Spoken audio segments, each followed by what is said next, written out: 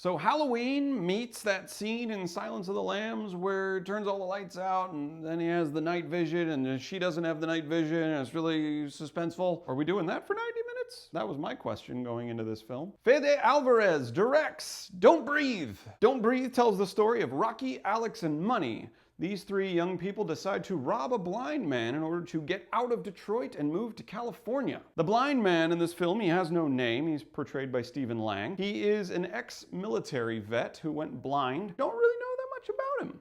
We know that he has a house and it's got some stuff in it and there's riches to be had, and we're gonna try to sneak in at night and steal it. Talk about suspense. My goodness, was this movie suspenseful. Totally worked. The scope was very small. Information about each character was very minimal. Not a whole lot of backstory, just a whole lot of action. Hey, there are these three kids. They want money. They want to leave Detroit. They're gonna go get money from this guy's house. I loved that the villain in this film was not supernatural. As much as I love typical horror films where the villain of the movie is an entity or this unkillable thing that just keeps coming at you, I loved in this film that it was just a human being. One would argue that he's at a pretty big disadvantage. He's blind. And in this movie, they didn't do a whole lot of that thing in horror movies where like, oh, they're running from him and they turn the corner and then magically he's behind the door that they're trying to get, you know what I mean? Didn't do a whole lot of like bamfing from one place in the house to the other. Everything was kept very realistic. He's just a blind guy who has military training. And speaking of cliches for horror movies, the three main characters, they rarely did the cliche thing.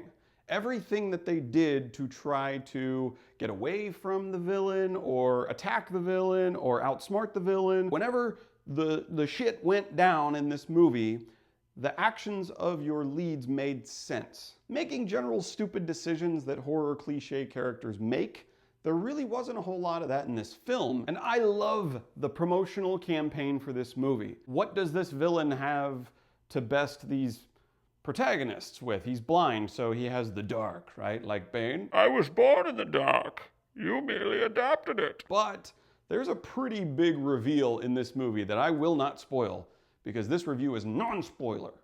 And the promotional materials were non-spoiler, and I loved that about this movie. There was a twist in the middle of the film where you go, oh, that's what's going on? Oh my God, this is fucked up. Wow.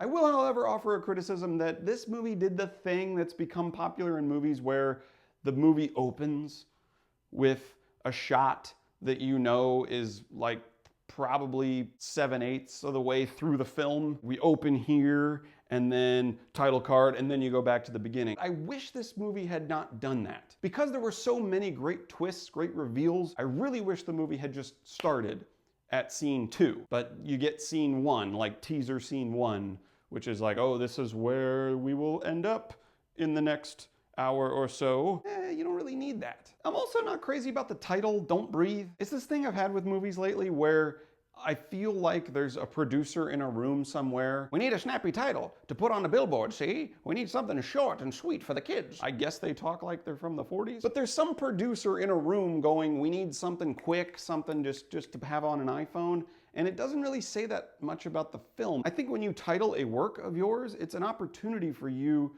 to further showcase your talents, to get creative with the title. I love great movie titles, and I feel like we're in an era with, you know, like Sinister, Insidious.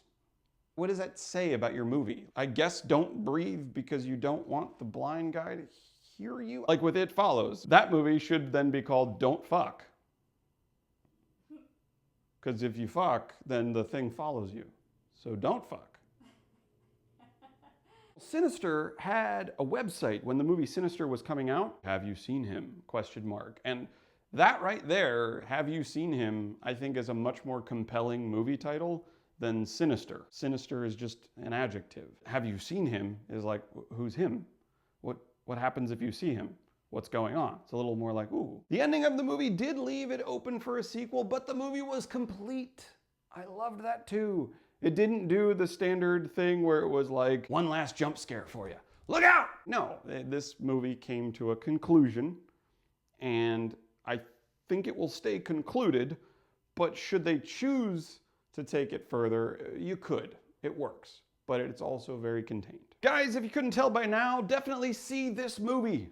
If you love horror, if you love suspense, if you love thriller, or if you just love a good time at the theater. It's a good film, good performances. Go support this movie. So guys, Don't Breathe. Did you see the movie?